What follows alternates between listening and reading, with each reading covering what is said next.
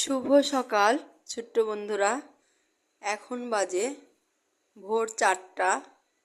তাই আজ বাবা লোকনাথের আশীর্বাদ নিয়ে তোমাদের সবার শরীর, মন এবং সারা দিন যেন ভালো কাটে, এটাই বাবার আশীর্বাদ থাকবে।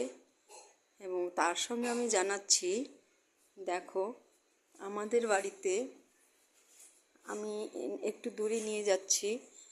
বাবার পুজোর জন্য আমি প্রতিদিন কিন্তু অনেক দূরে যেতাম ধূত্র ফুল আনার জন্য। দেখো ঠাকুরের বাবার এত মহিমা। আমার তুলসী গাছতে কিন্তু একদম একাই থাকে, তুলসীর আশেপাশে কিন্তু কেউ থাকে না। কিন্তু জানি না বাবার কৃপায় দেখো তুলসী গাছের আশেপাশে এতটাই ধূত্র ফুল গাছ হয়েছে, প্রচুর ধূত্র ফুল ফুটে সেখানে। দেখো দেখো সব বাবার মহিমা। দেখো একটু পরেই সবাই নিয়ে চলে যাবে।